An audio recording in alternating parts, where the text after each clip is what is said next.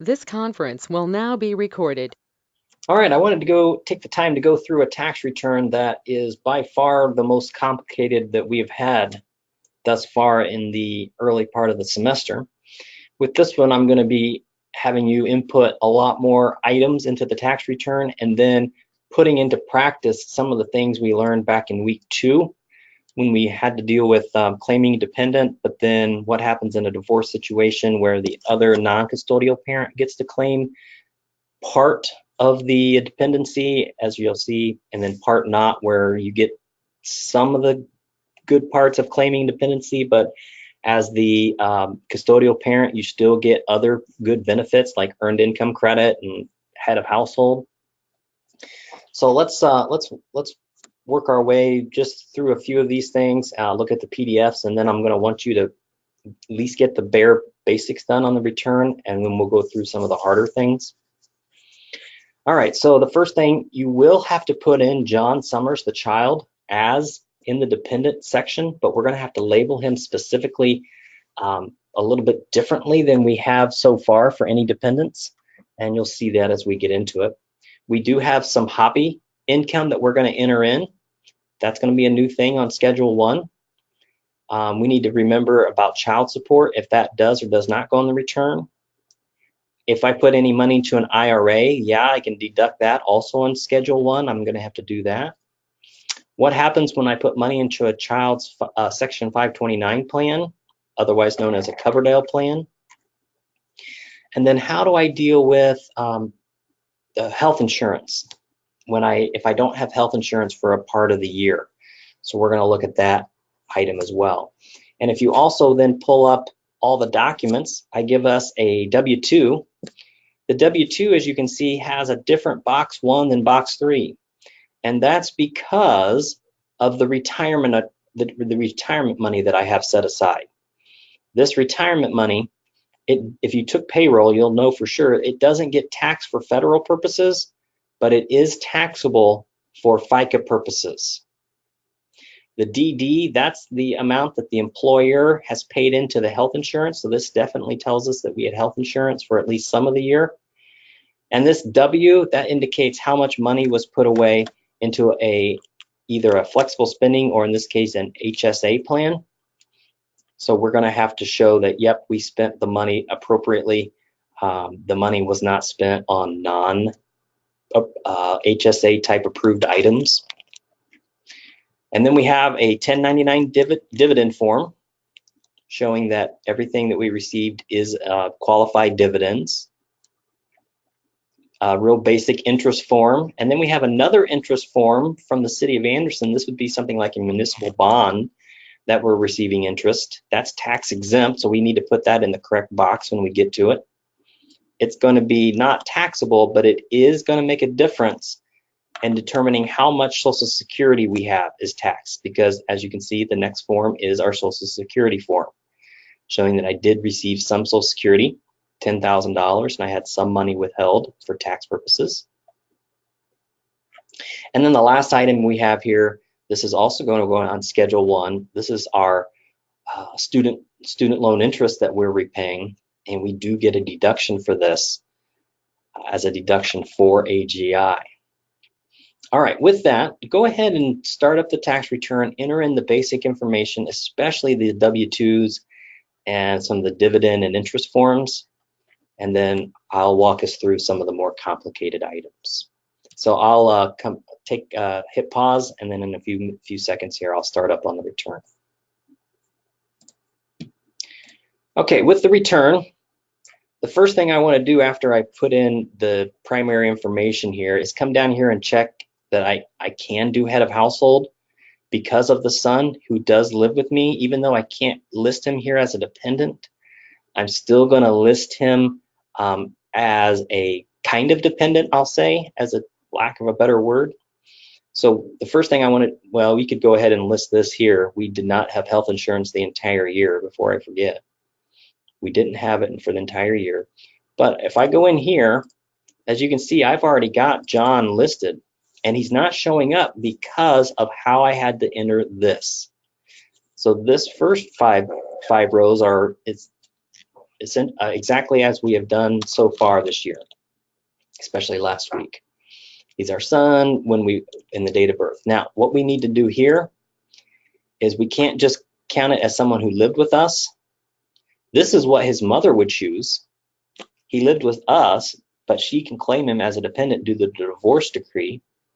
We have to choose this. He's technically a non-dependent, but for earned income credit, dependent care, and also head of household, I can use him. So I want to do that.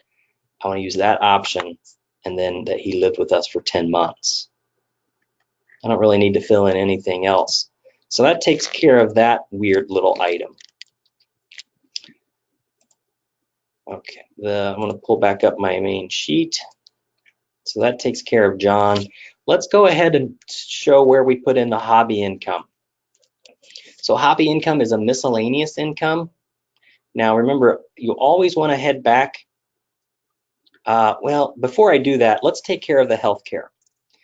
Because if I would look back up here, the program, when I indicate this, the program is going to automatically assume that I didn't have income for the entire year.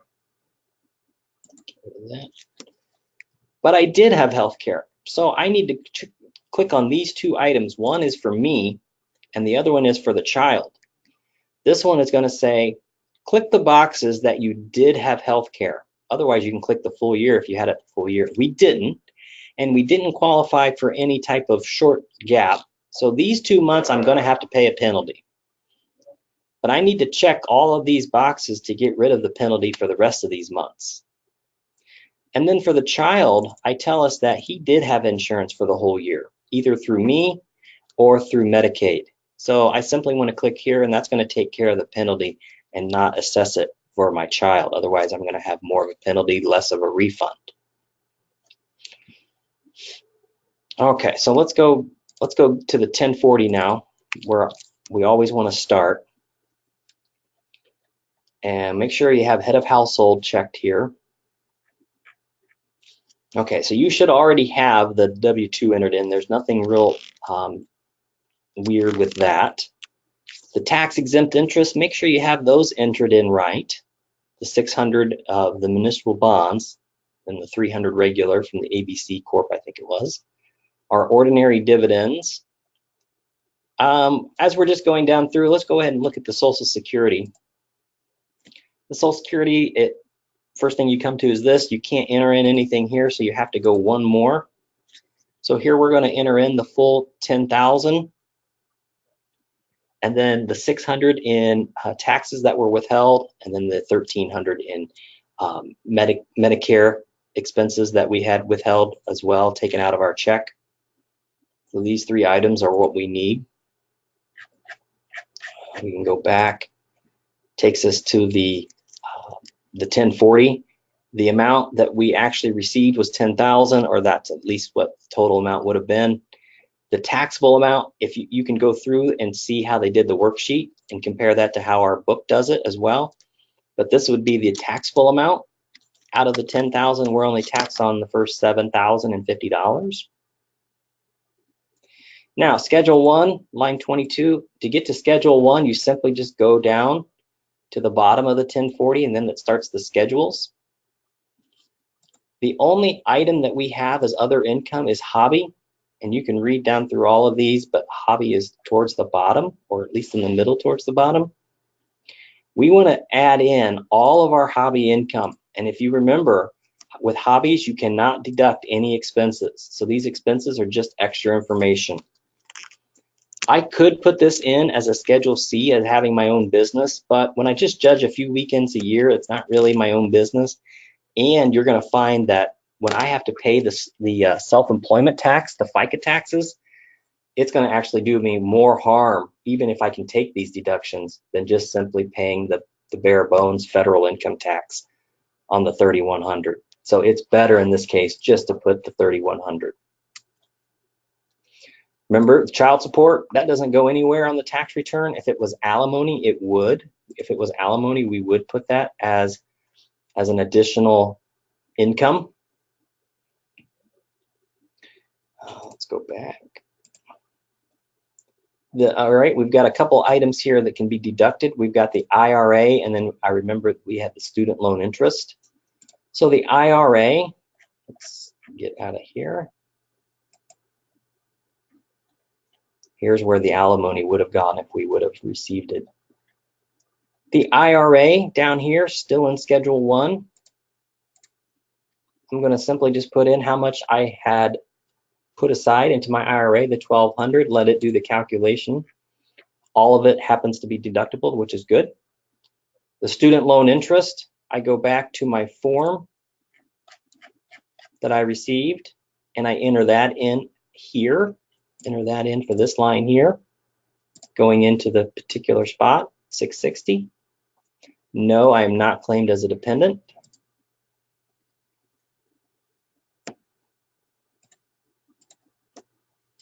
Okay. Invested $1,700 in the child's 529 plan. Remember, that is not deductible.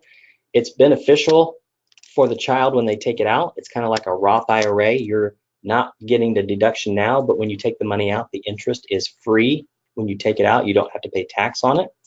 So that's a good benefit to have. All right, we've got pretty much everything entered in. Now we can go through some of the answers. I'm assuming you had the dividends and the W-2s all entered.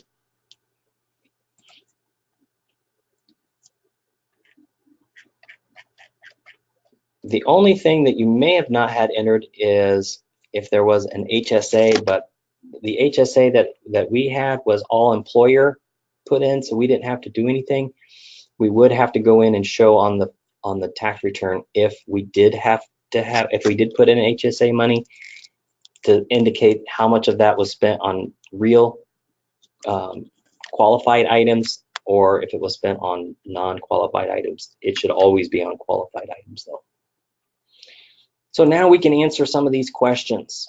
What is the filing stack Jack will use? Well, we should have now known that we can use head of household. And when we use head of household, we can look, and the standard deduction is $18,000 when we use head of household. That's better than the $12,000 for single. So $12,000 would have left us more money to be taxed on.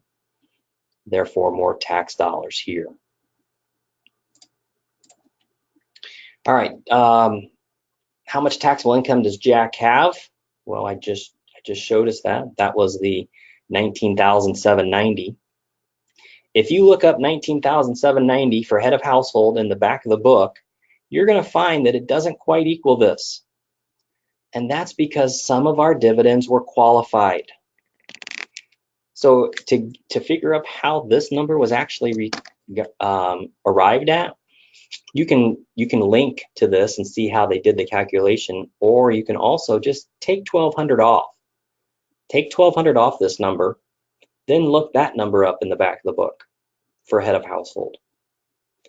There you'll find the 1957, because remember with qualified dividends, they're taxed at a separate rate. So we don't want to have that number included in here. We want to take it out separately because it is included right now, but we want to take it out temporarily. And that 1,200, remember, we're in the lower two brackets.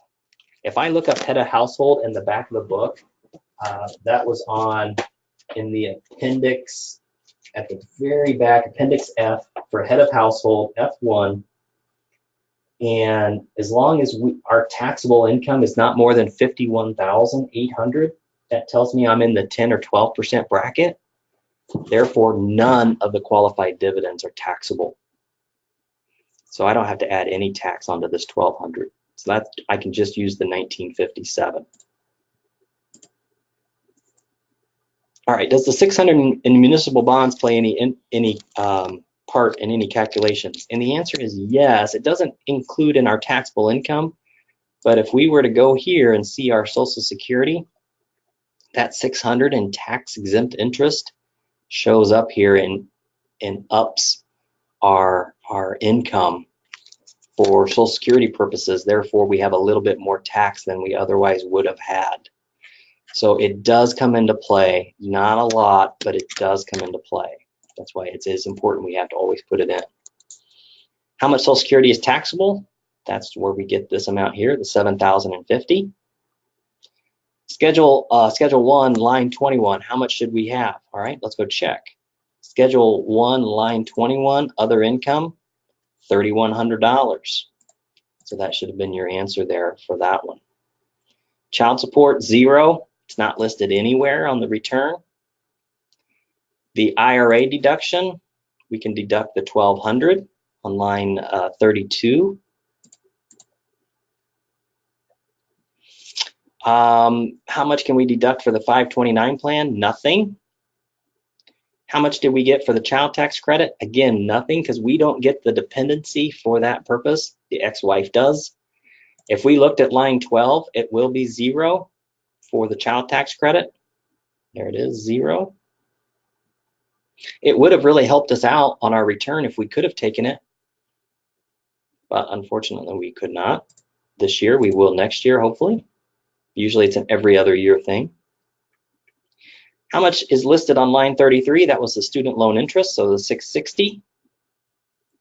How much of a credit does Jack receive for his retirement contributions? Well, this is a little bit beyond where we are so far, but we can easily find it. I tell you where to look, Schedule 3, and our retirement is $200. We get a deduction for $200 because we put money away. And if we would look at that in more particular, we put $1,200 away into our IRA, plus remember that $1,500 we had put away into our 401k on our W-2. So we had $2,700 put away into our retirement plan. And if we look up 37,000 for head of household, 37 would be right here. We're at the 10% mark. So we can take 10% of 2,000 because it doesn't allow you any more than 2,000. Even though we had 27 put away, we can only take the first 2,000. We can take all 10% of that $200. So that 200, it ends up right here as a credit, takes in us from what we owe down just a little bit.